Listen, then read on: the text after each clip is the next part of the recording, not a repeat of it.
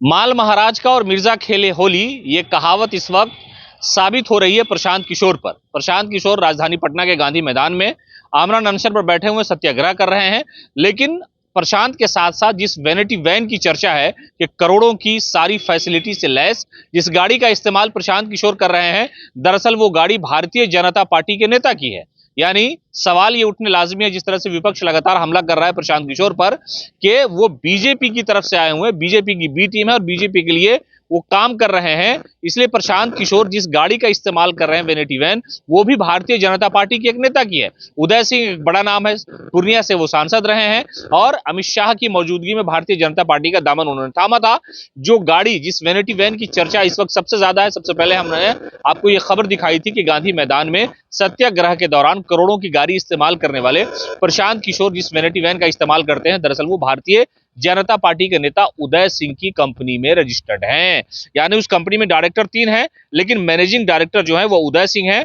जो पूर्णिया के सांसद रहे हैं और भारतीय जनता पार्टी के नेता हैं। उसके अलावा एक और बड़ा खुलासा हम आपको बता रहे हैं कि जो कंपनी है Joy of giving global foundation, जिसके तहत प्रशांत किशोर की टीम में काम करने वाले लोगों को यहां से सैलरी दी जाती है, सारे संसाधन, मेन पावर, सारा फंड यहीं से आता है। प्रशांत किशोर द्वारा चलाई जा रही फेलोशिप का जो कार्यालय का खर्च है वो भी यही कंपनी उठा रही है। जनसुराज के तकरीबन 4000 ऐसे लोग हैं, ऐसे कर्मचारी जो उनके साथ काम कर रहे हैं, वो सारी Joy of giving global foundation के द्वारा ही जनसुराज को चलाया जा रहा है। और सबसे दिलचस्प बात यह है कि अगर Joy of giving global foundation से पहले जुड़े लोगों की जांच करेंगे तो उसमें कई रोचक नाम है। यानी गौरव भाटले, जो हाल ही में अडानी ग्रुप के साथ मिलकर काम कर रहे थे, ये उसमें शामिल है। तो कहा यह जा रहा है कि उदय सिंह का जो बंगला है राजधानी पटना में, वो तो इस्तेमाल कर ही रहे हैं प्रशांत किशोर। और प्रशांत किशोर ये कहते रहे हैं कि भाई बहुत सारे लोग हमको मदद करते हैं, लेकिन दरअसल जो फंडिंग हो रही है, जो पैसा आ रहा है, जो जनसुराज से जुड़े हुए लोग हैं, यानी उनके जो भी कर्मचारी हैं, उनके कार्यालय में काम करते हैं,